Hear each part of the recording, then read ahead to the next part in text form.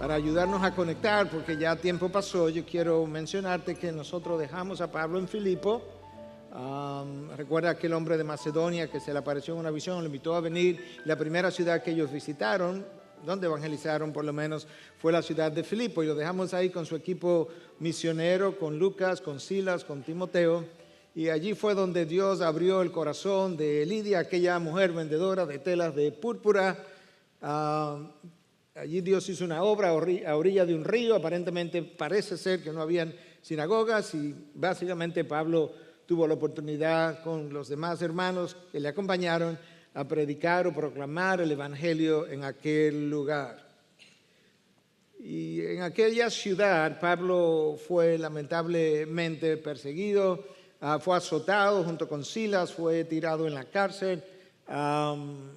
Eventualmente fue liberado de la cárcel, pero podemos ver otra vez cómo la persecución resultó o mejor dicho, la predicación resultó en la persecución y eventual encarcelamiento de aquellos que pudiéramos llamar embajadores de Dios. Y cuando tú lees el libro de los Hechos y luego miras la historia de la iglesia, parece ser que la fórmula más efectiva de propagar el evangelio es a través de la persecución. El libro de los Hechos cubre 30 años de historia y a lo largo de esos 30 años, cuando tú observas lo que pasó en cada ciudad, tú tienes que llamar a eso obligatoriamente un avivamiento, y ese avivamiento se produjo por medio de la persecución. 2000 años han pasado y todavía hay lugares donde hay las mismas cosas. Hay torturas, hay encarcelamientos, hay muertes por causa del nombre de Cristo, algo que Él mismo mencionó antes de partir. Y con eso yo quiero hacer la pregunta, si alguna vez te ha preguntado por qué el evangelio que confiere fe a uno es el mismo evangelio, el mismo mensaje que hace que otros no solamente lo rechacen, pero que lo rechacen violentamente. Esa es la razón por la que se ha dicho, y hemos usado esta expresión antes, que el evangelio es como el fuego que derrite la cera, pero que endurece al ladrillo. Y en el caso de ese ejemplo en particular, depende de cuál es la sustancia que está siendo expuesta al calor. Y en cierta forma, humanamente hablando, con una visión terrenal, nosotros también pudiéramos decir que el evangelio produce reacciones distintas de forma tal que hay corazones que son de piedra, que son ablandados, y hay corazones de piedra que son enroquizados, que son todavía endurecidos mucho más por la misma predicación. La pregunta es, ¿qué causa estas reacciones tan distintas? Y la respuesta tiene un componente humano y tiene un componente divino. Nosotros creemos, afirmamos, proclamamos, enseñamos que la salvación es enteramente del Señor, de la A a la Z. Sin embargo, Cristo enseñó que a la hora de escuchar la palabra, la condición del terreno en la que la semilla cae tiene algo que ver con la reacción y el fruto final de esa semilla. Y tú puedes escuchar eso claramente cuando Él expone la parábola del sembrador en el capítulo 13 de Mateo, donde Él da una serie de parábolas, instrucciones, y una de ellas fue la parábola del sembrador, y sus discípulos aprovecharon un momento cuando estaban en privado y le dijeron, maestro, no entendimos, otra vez no entendieron. Después de la resurrección, Cristo se le apareció a los dos hombres camino de Emaús y vuelve y le llama tardos de corazón, todavía no entienden. Bueno, no entendieron la parábola del sembrador. Y entonces Cristo comienza a explicarle esto del terreno. Y de esto habló Cristo. Una persona que oye la palabra, dijo Cristo, y no la entiende. Y entonces, como no la entendió, el maligno aprovecha la oportunidad y se la arrebata. Y se la arrebata, dice el Señor, le arrebata la semilla que fue sembrada en su corazón.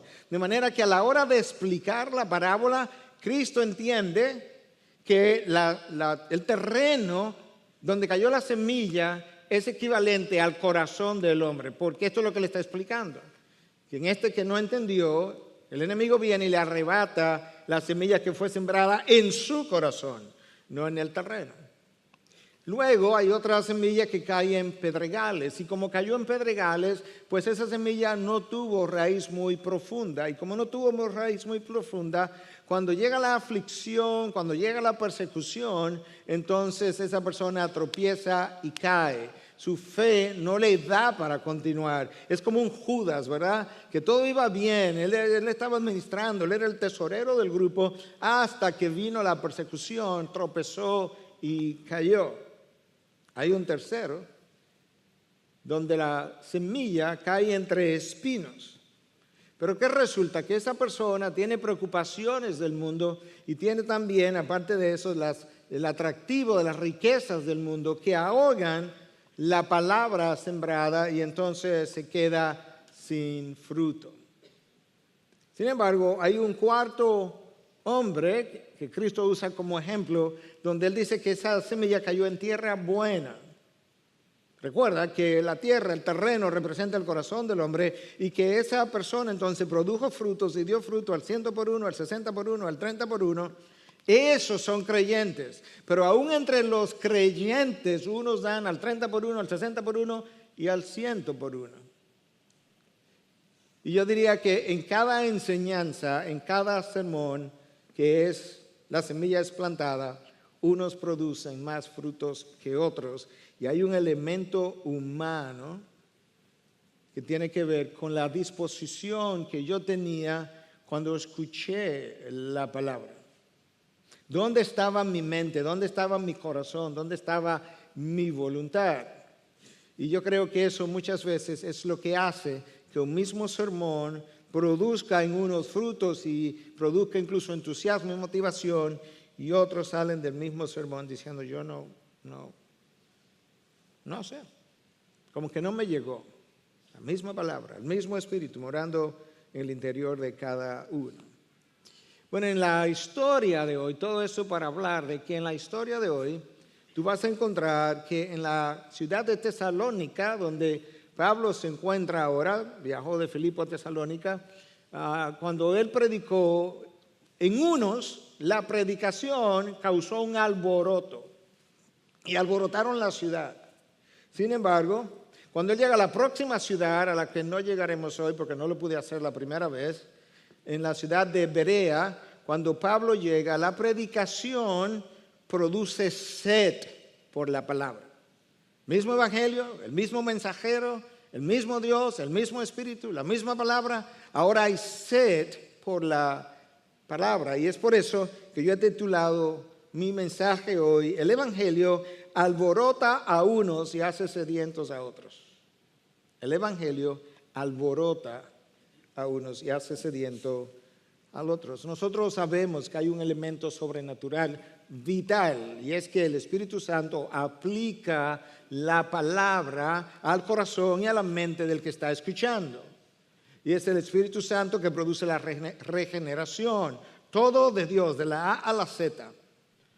Sin embargo, la condición del corazón, y más cuando pensamos en el creyente, tiene mucho que ver con el fruto que la palabra predicada y enseñada vaya a producir. Ahí está el elemento humano. De hecho, hoy mismo, la palabra que ha de predicarse va a tener un efecto distinto en muchos de nosotros.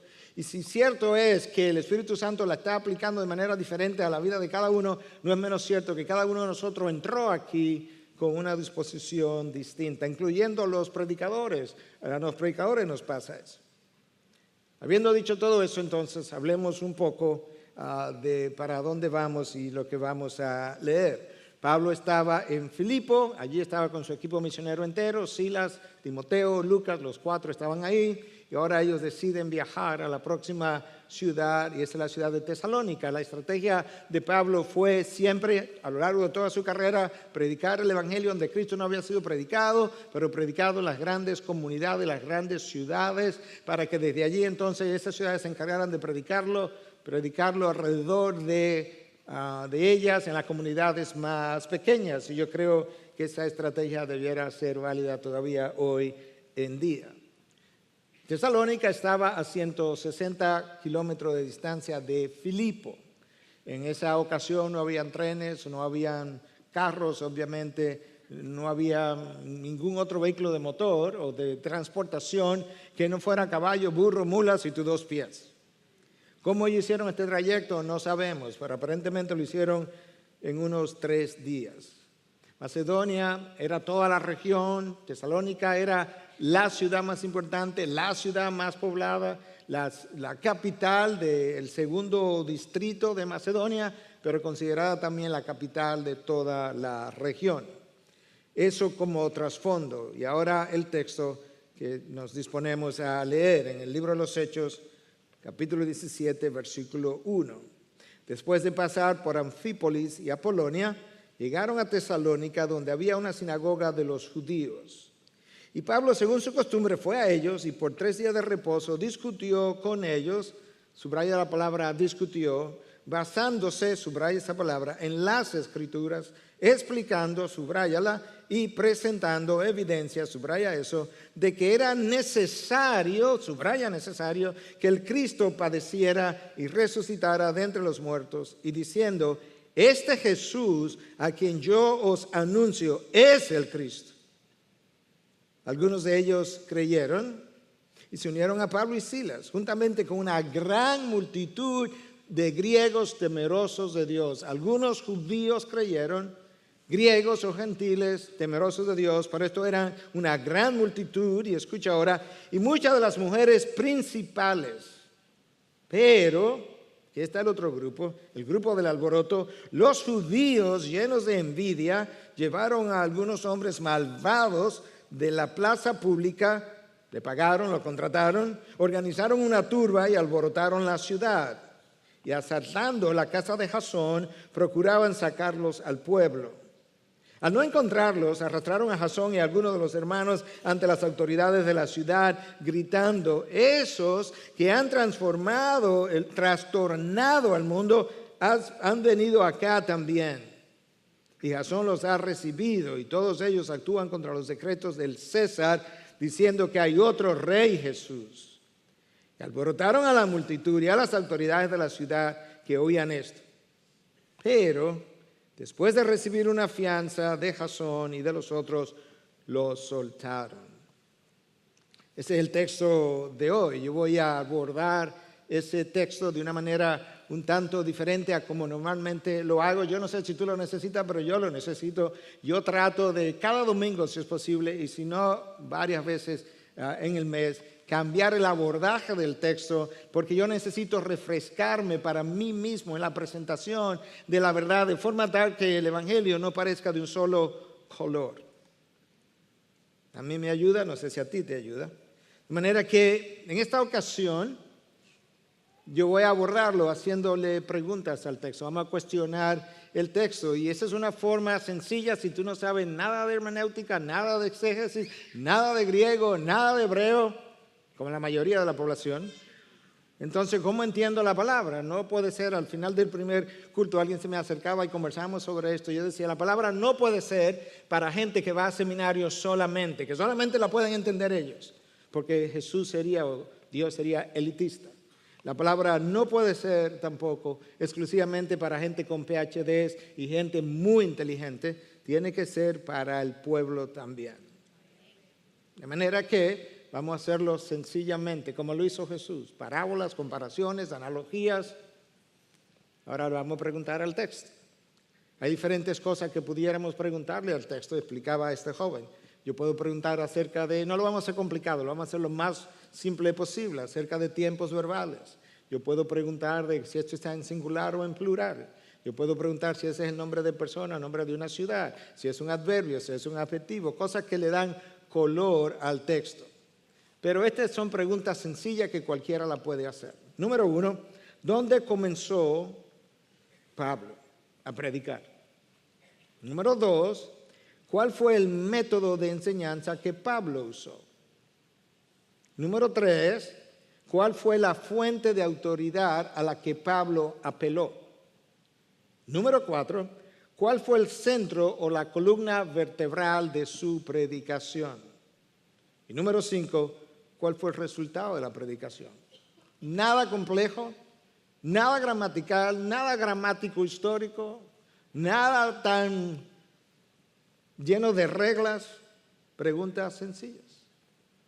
Pablo va de Filipo a Tesalónica y pasa por dos comunidades o ciudades, Anfípolis y Apolonia, dos excelentes nombres para sus hijos, si alguien quiere nombres que nadie más lo tenga, sobre todo Anfípolis. Pero no se detuvieron allí. El texto no nos dice por qué, pero no separaron, no evangelizaron.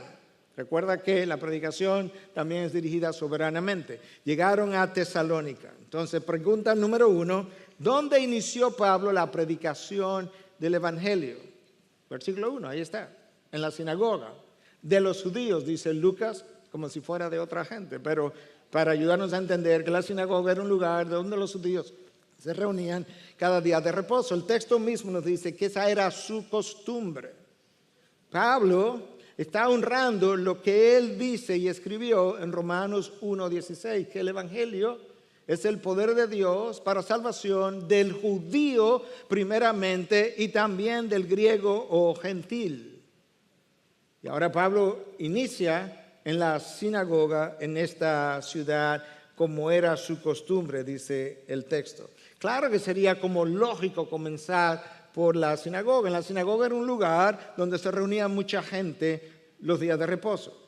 Número 2, el que iba a la sinagoga estaba mucho más familiarizado con el Antiguo Testamento que lo que estaba la gente que no iba a la sinagoga, por tanto tiene sentido, porque Pablo lo que está ayudando a hacerle ver es que lo que se profetizó en el Antiguo Testamento es lo que se cumple en el Nuevo y específicamente en la persona de Jesús. Y en tercer lugar, aquellos que acudían a la sinagoga eran no solamente judíos, sino también griegos temerosos de Dios, que con toda probabilidad eran gentiles que se habían convertido al judaísmo. Entonces Pablo está ahí por 3 días de reposo. 3 días de reposo son 3 semanas. Algunos dicen, me parece lógico, pero no sabemos con certidumbre, que Pablo solamente estuvo en Tesalónica 3 semanas predicando. Si eso es verdad, eso es histórico, eso es épico, por así decirlo, porque Pablo escribe a la iglesia de Tesalónica, en el 1 Tesalonicense y 2 Tesalonicense, con todas estas cartas. No hay duda, para mí por lo menos, de que esa es la mejor iglesia del Nuevo Testamento. Si eso se produjo con 3 días de predicación o 3 semanas, eso es extraordinario. Algunos entienden que probablemente no, que Pablo tuvo más tiempo allí precisamente por la calidad de iglesia que allí se levantó. Pero como decía alguien del pasado, creo que fue A.B. Simpson, que dijo algo como esto: saca del texto lo que está en el texto. Y como el texto no lo dice, que pasó más de 3 días de reposo, yo me quedo ahí. En el cielo nos instruirán mejor si fue diferente. Pregunta número 2, y vital: ¿cuál fue la metodología de su enseñanza? Porque probablemente esa debiera ser nuestra metodología. Respuesta: discutía con ellos. Yo voy a continuar la respuesta, pero comencemos ahí. Discutía con ellos. La Nueva Traducción Viviente dice que razonaba con ellos, de forma tal que probablemente Pablo no estaba predicando como un monólogo, sino que estaba compartiendo con ellos y recibiendo preguntas. Quizás estaba siendo interrumpido con preguntas, levantando la mano, quizás no. El punto es que Pablo razonó con ellos, lo cual fue vital, porque si Pablo no razona con ellos, si nosotros no tenemos sustancia para razonar con los demás, nosotros no podemos mostrar que nuestra fe es una fe racional.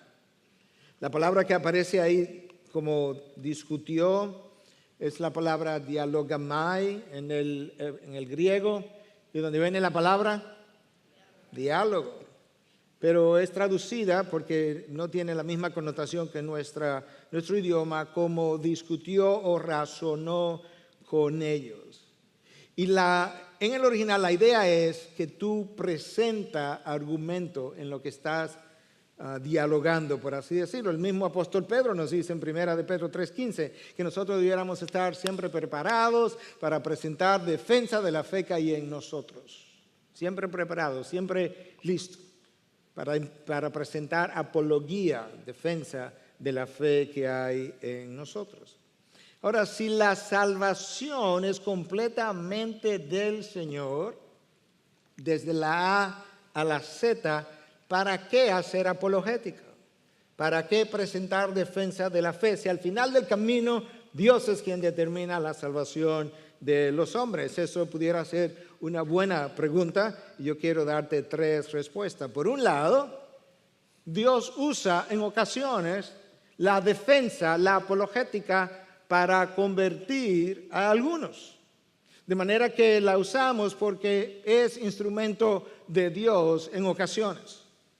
Número 2, como ya yo mencioné, debemos tener respuestas a las interrogantes de los hombres, a las preguntas de los hombres, porque si nos quedamos, no sé, en todo, pues entonces nosotros tendríamos una fe emocional, una fe que depende básicamente de mis emociones y mis sentimientos.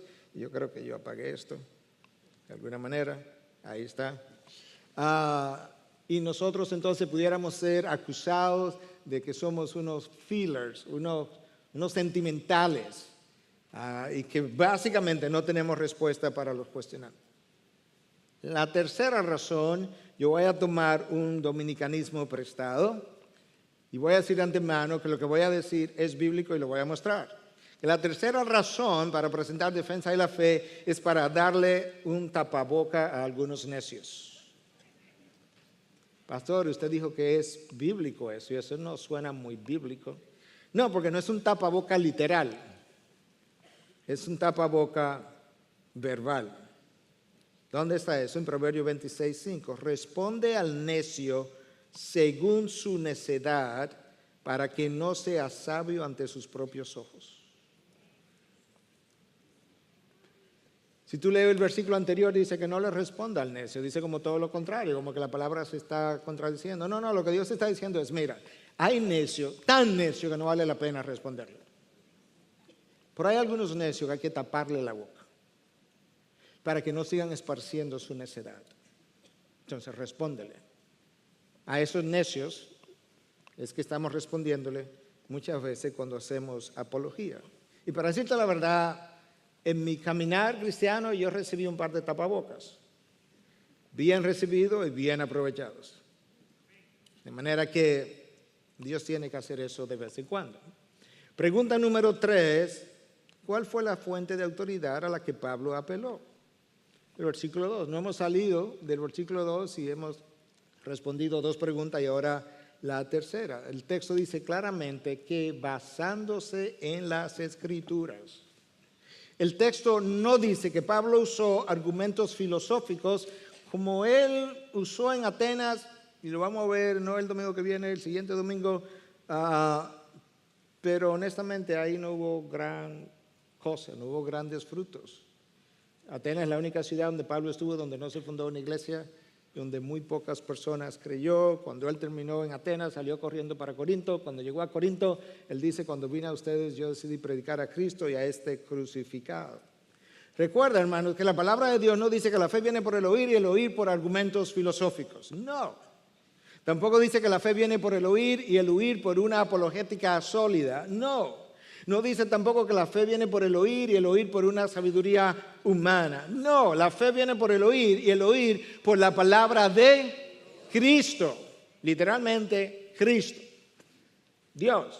Sería el mismo sentido, Romanos 10:17. ¿Y por qué es que Pablo rechaza la sabiduría humana? En Corinto, en la primera carta a los Corintios, en capítulo 1 y 2, claramente tú puedes ver cómo Pablo rechaza la sabiduría humana. La llegó a detestar. Porque por un lado Dios ha investido su poder en su palabra. Su palabra representa quien Él es. Su palabra es una extensión literal de su ser. Donde su palabra está, Dios está. Donde Dios está, está su palabra. Dios nunca ha hecho nada que no sea por medio de su palabra. Él no tiene brazos, no tiene manos, no tiene ojos, no tiene cara. Nada para hacer que no sea el hablar de su palabra. Y Pablo está consciente de eso.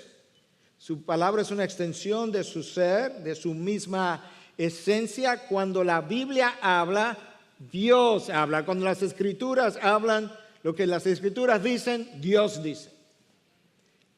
Donde las Escrituras condenan y contradicen, nosotros negamos también.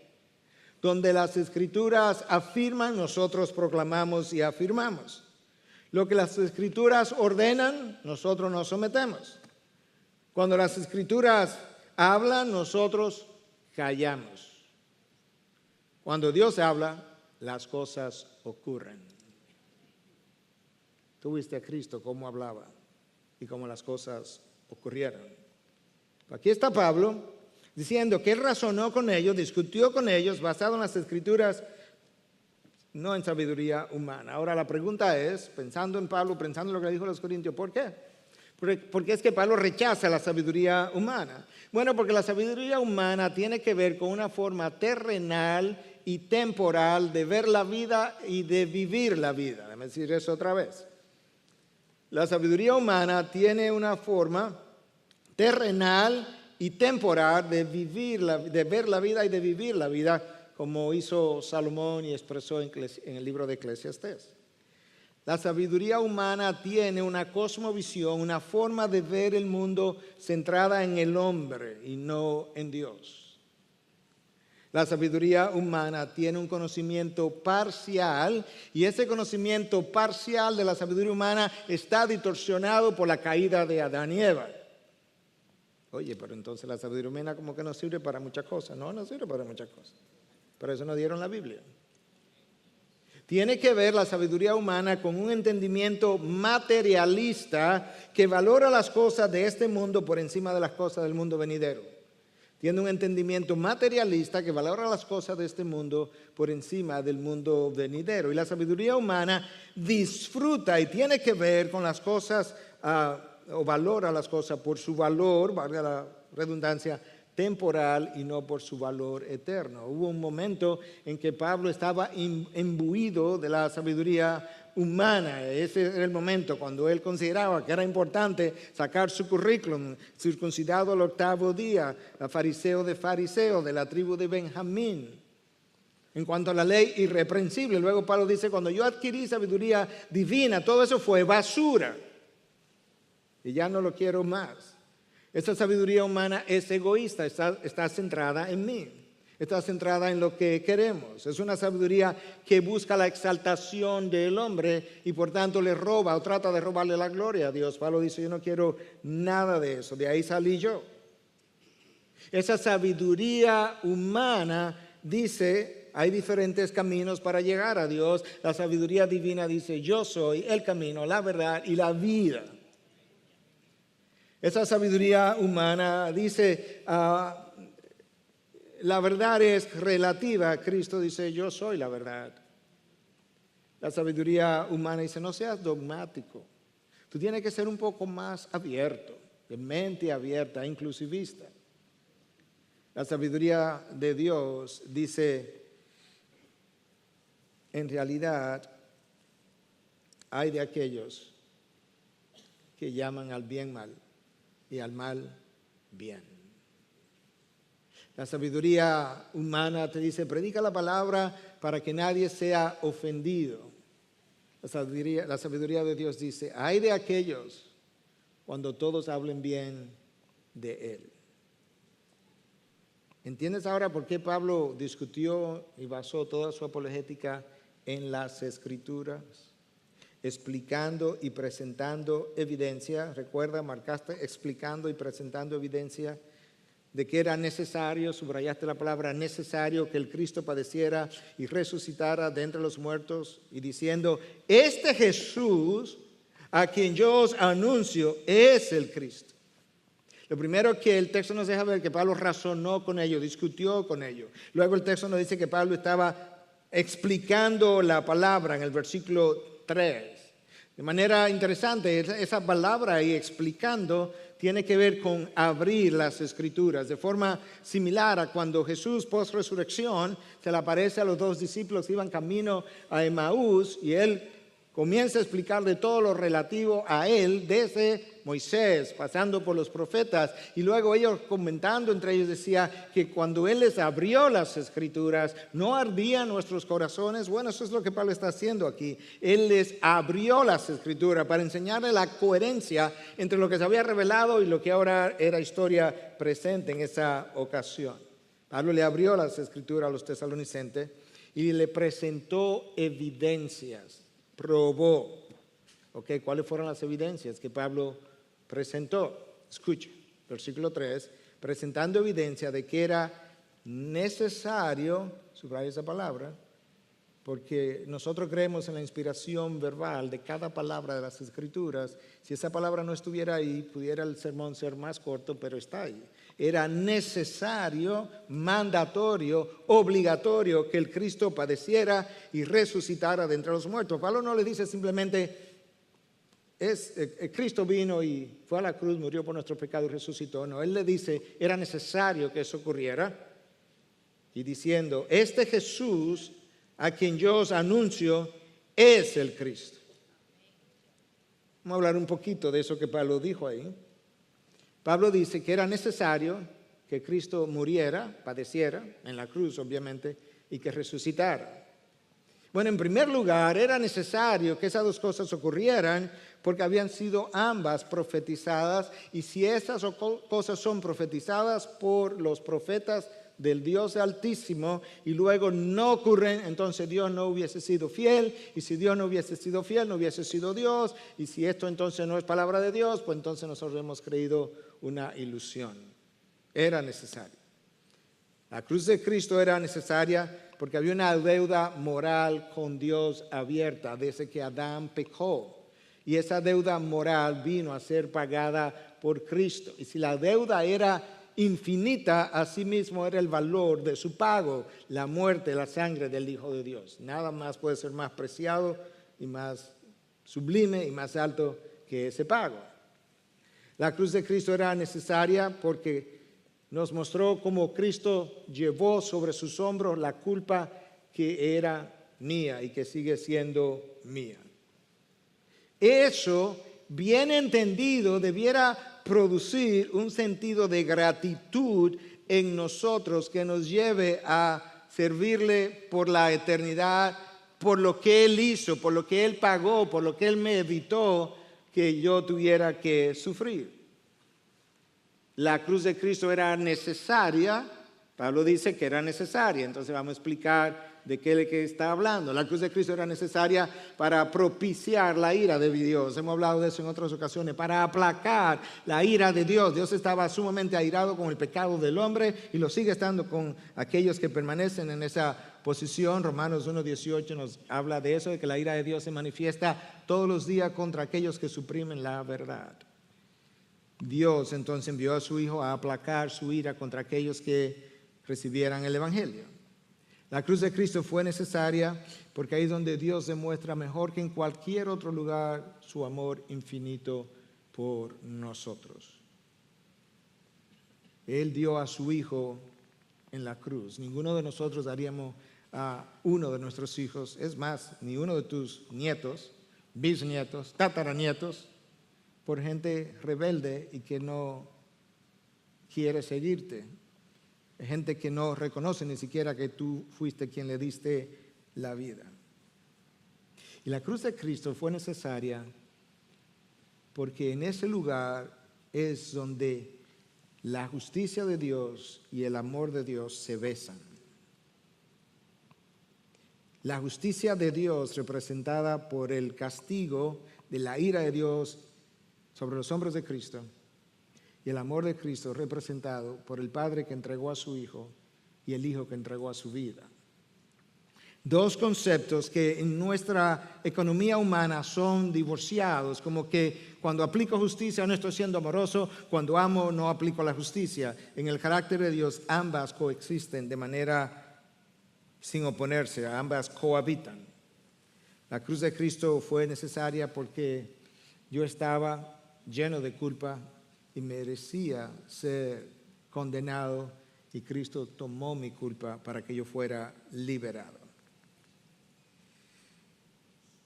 Por otro lado, la resurrección era necesaria. No solamente el padecimiento de Cristo en la cruz, la resurrección era necesaria. Pablo dice, era necesario que el Cristo padeciera y resucitara. ¿Por qué? Porque un redentor muerto no me sirve de mucho. Es más, no me sirve de nada. Pablo dice a los Corintios en su primera carta, capítulo 15, que si Cristo no hubiese resucitado, nosotros estaríamos todavía en nuestros delitos y pecados y que fuéramos de todos los hombres los más desdichados, porque estaríamos creyendo, viviendo para una vida que no pasa de este mundo. Eso dice Pablo, de manera que él mismo nos explica en otro lugar cuán no fructífero es tener un Mesías no resucitado. Una vez Pablo probablemente explicó mucho de eso o todo eso en diferentes sermones que él estuviera predicando o enseñanzas. Entonces, una vez él hace eso, por lo menos lo que Lucas registra, dice, este Jesús a quien yo os anuncio, pudiera traducirse como a quien yo os proclamo, es el Cristo. ¿Qué es lo que Pablo está diciendo? Bueno, piensa por un momento. Jesús era el nombre con el que este personaje fue conocido, pero en el Antiguo Testamento él no fue conocido como Jesús. Él fue conocido como, ¿qué cosa? El Mesías. Y Pablo está diciendo, el Jesús de quien yo hablo de la historia actual, porque muchos de los que vivieron en la época en que Jesús vivió y habían testigos oculares por doquier. Este Jesús del presente es el mismo Mashiach del Antiguo Testamento. Es el mismo individuo. Esta es la persona anunciada, el Mashiach del Antiguo Testamento, que significa ungido. Es el Cristo del Nuevo Testamento, que también significa ungido. Ese es el Jesús que yo os anuncio. Está tratando de mostrar la coherencia entre lo revelado y lo que ahora había ocurrido recientemente. Pregunta número 5 y final, ¿cuál fue el resultado de la predicación en Tesalónica? Bueno, hubo dos resultados. Versículo 4, primer resultado, algunos de ellos creyeron, ¿algunos de quiénes? De los judíos. ¿Y por qué? Bueno, escucha. Y se unieron a Pablo y a Silas, juntamente con una gran multitud de griegos, aquí están los judíos, están los griegos o gentiles, temerosos de Dios, posiblemente convertidos al judaísmo, y muchas de las mujeres principales. Tres grupos, algunos judíos, muchos griegos temerosos de Dios, y una gran cantidad de las mujeres principales, mujeres de influencia. En la medida en que el evangelio se esparció, en esa misma medida el evangelio fue calando entre los estratos sociales de influencia hasta llegar al tope. Por eso es que Lucas lo está registrando, porque ¿qué importancia tiene en el reino de los cielos si tú eres una mujer común y corriente o mujeres principales? Ninguna, pero Lucas está tratando como historiador de ayudarnos a entender qué está pasando en la sociedad en la medida que el evangelio avanza, y es que el evangelio está calando en todos los estratos sociales. Entonces, el resultado, ¿cuál fue? Que es la quinta pregunta. Bueno, un grupo creyó y en el otro grupo hay gente que produce un alboroto. La predicación produjo un alboroto, y eso está del versículo 5 al versículo 9. ¿Qué leemos ahí? Bueno, que estos judíos que se llenaron de celo fueron a la casa de Jasón, porque él los había hospedado. Según el texto, si lo sigue leyendo lo va a encontrar. Él los había hospedado. Esa es la acusación contra Jasón. Cuando llegaron a la casa de Jasón, Pablo no está, ni Timoteo, ni Silas, ni Lucas. Y entonces, ¿qué hacemos? Nos llevamos a Jasón para la cárcel. Pero es que él no tiene nada que ver con la predicación. No importa, es él que lo busque, él fue que lo dio albergue a ellos. Y entonces se llevaron a Jasón con algunos hermanos. Y luego lo arrastraron ante las autoridades. Todas las ciudades, sobre todo de ese tamaño, tenían como una plaza pública. En esa plaza pública había un lugar elevado, como si fuera un trono, desde donde se conocían y se juzgaban estos casos. Probablemente fue a esa plaza que lo llevaron. Escucha la acusación. Primero, estos han trastornado el mundo. ¿Tú ves lo que hace el evangelio? Cuando se predica como es y cuando se vive como es. Trastornaron el mundo. Y entonces ahora han llegado hasta acá. ¡Qué calamidad esta! El sentido en el original es que voltearon el mundo con la cabeza hacia abajo. De hecho, algunas traducciones del inglés dicen voltearon el mundo upside down. Voltearon el mundo con la cabeza para abajo, los pies para arriba, como decimos nosotros. Ese es el evangelio que es capaz de hacer. Además, segunda acusación, es que esta gente están hablando de que hay más de un rey que es aparte del César. Bueno, ellos voltearon la acusación ahí de la misma manera que la voltearon el juicio de Cristo, porque no le hicieron un juicio, una acusación religiosa, sino una acusación política y social. Voltearon el mundo con la cabeza hacia abajo y en segundo lugar, ahora dicen ellos, políticamente hablando, que hay otro rey que no es el César. Bueno, es ser una verdad y una mentira al mismo tiempo. Y la razón por qué era una verdad y una mentira es porque era una mentira porque Cristo no representaba a un rey como el César, un emperador o rey. Él dijo, mi reino no es de este mundo, del reinado de este mundo por ahora yo no quiero 2 centavos. De hecho, cuando trataron de hacerlo rey, él rehusó. Entonces él está hablando de otro reinado. Un reinado era temporal como el del César y otro reinado era eterno. Uno era terrenal y el otro era celestial. Estamos hablando de 2 cosas, es como manzanas y peras. En un reino había sido impuesto por la fuerza de las armas, lo que había, flechas y demás, y lanzas. Y el otro reino no fue impuesto, fue ofrecido por la fuerza del amor. Y la única arma con la que fue ofrecido fue por medio de la palabra de Dios. Un reino era puramente materialista y el otro era puramente espiritual. Un reino se limitaba al imperio romano, pero Cristo no quiere ser rey de un pedacito de un planeta, del inmenso universo. Él representaba y representa un reino universal. No estamos hablando de la misma cosa, de manera que en ese sentido es ser una mentira, en el sentido que Cristo es rey, él era el rey, por encima del César. Pero esa no es la acusación ni la dimensión desde donde ellos están hablando. Entonces, ¿cómo ellos lograron alborotar la ciudad? El texto dice, ellos le pagaron, buscaron, pero se conoce por la historia cómo era que esto se hacía. Tú le pagabas a hombres malvados que en buen dominicano, hicieran un lío, que alborotaran la ciudad. Terroristas pagos. Alborotaron a la multitud y a las autoridades de la ciudad que oían esto.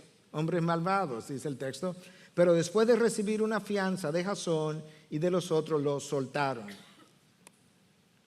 Las fianzas existían hace 2000 años atrás, es increíble. No hay nada nuevo debajo del sol. Resulta que Tesalónica era una ciudad autogobernada. Roma le dio ese poder. Roma tenía ciudades a lo que le daba la oportunidad de autogobernarse. Era un gobierno de la ciudad, más al estilo griego que al estilo romano. Pero Roma le dio esa potestad. Y yo creo que alguna gente, notaste como yo dije, yo creo, no el texto dice, que alguna gente se la llevaban presa en un macuteo que había con la fianza de esa época. Sobre todo en una ciudad que se autogobierna. ¿A dónde tú crees que llegó el dinero de esa fianza? ¿A Roma? No, jamás, imposible. ¿Qué sabe Roma de lo que aquí pasó en el día de hoy? Y pagaron una fianza y entonces soltaron a Jasón y a los hermanos. La próxima ciudad a donde no vamos a entrar, porque no voy a salir a tiempo, a donde Pablo llega es Berea. Y esa es la ciudad que tiene que ver con la segunda mitad de mi título, que el Evangelio produce un alboroto en unos y sed por la palabra en otros, o hace sedientos a otros. Porque si hay algo que llama la atención de la gente de Berea es que Pablo dice, primero recuerda que yo te dije que yo entiendo por la palabra que esta es la mejor iglesia del Nuevo Testamento. Pablo escribe y habla de la fe de ellos que es conocida por todas partes, en Acaya, más allá de Macedonia, que él no tenía nada que enseñarle. Cuando le dice hagan esto y aquello, dice como ya están haciendo, hagan esto y lo otro como ya están haciendo. Es una iglesia extraordinaria. Sin embargo, Pablo dice que cuando él llegó a Berea, este es el parte del sermón del domingo que viene, de manera que usted quiere toda la historia, tiene que regresar. Y no lo vea por internet, venga, sea parte de lo que Dios hace. Que los de Berea eran más nobles, el domingo que viene yo explico por qué eran más nobles, que los de Tesalónica, la mejor iglesia que se levantó, en mi estimación, que eran más nobles porque ellos escudriñaban las Escrituras todos los días ¿Para qué? Para ver si lo que Pablo estaba diciendo era verdad. La única manera, la única razón por la que el Evangelio de la Prosperidad ha prosperado es porque la gente no abre la Biblia. ¿En qué cabeza cabe que el Evangelio de Cristo tiene algo que ver con desatar jipetas y carros y bendiciones? Sabrá yo qué más, vacas, fincas, solares, casas, que son bendiciones para los hijos de Dios. Si todo eso se queda aquí y pertenece a un reino temporal, terrenal, y todas las promesas de Cristo son celestiales y eternas, solamente a alguien que no abra la Biblia, que no chequee lo que se le está diciendo con lo que la Biblia dice, pudiera abrazar una mentira tan grande como esa. Yo les insto a que abra la Biblia, aun cuando estamos predicando. Vamos a ver si lo que el pastor dice, ¿verdad? ¿En qué? Al de al lado, ¿en qué cita fue que el pastor dio? Déjame ver si es verdad. Y lo busque. Porque nosotros tenemos que ser coherentes con lo que la Biblia dice. Y cuando la Biblia no lo diga, que tú sepas decir, yo creo en mi opinión, en mi estimación. Usted me oyó varias veces decir eso, porque la Biblia no lo dice. Pues los de Berea hicieron eso. No eran fácil de engañar. Puede ser Pablo, él dice que es apóstol, muy bien, pero si es apóstol, que lo pruebe con la coherencia. Y comenzaban a buscar en las Escrituras. Gente que no tenía una Biblia en cada casa, ni siquiera 8 Biblias, como tenemos muchos de nosotros, y 10 Biblias en cada casa. Sabrá Dios cuánta había, pero chequeaban diariamente a ver si lo que Pablo decía era verdad. Y Pablo no dice, oye, esta gente será incrédula, todo tienen que chequearlo. Pablo dice, no, eso es lo que le agregó nobleza a ese grupo de hombres y de mujeres. Fue que escudriñaron las Escrituras. El Evangelio los hizo sedientos de más Escrituras, de más palabra, de más conocimiento. Y entonces lo chequearon.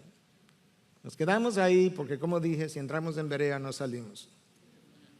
En Berea vuelven la misma cosa y Pablo tiene que salir corriendo otra vez. Tú pensarías que después de todo lo que él sufrió en Filipo, que lo azotaron y estuvo en la cárcel, de todo lo que sufrió en Tesalónica, donde también lo persiguieron y armaron un alboroto, que cuando llegara a Berea, él como que se tranquilizara por un tiempo y descansara. No, ¿sabes lo que él hace? Busca una sinagoga, el primer día de reposo. Ahí está haciendo la misma cosa que le causó problemas en las ciudades anteriores. Finalmente hubo que decapitarlo para que no hablara más, porque no lo podían detener. Ese es el Cristo que nosotros también predicamos. El Cristo capaz de inspirar hombres y mujeres a vivir por su causa.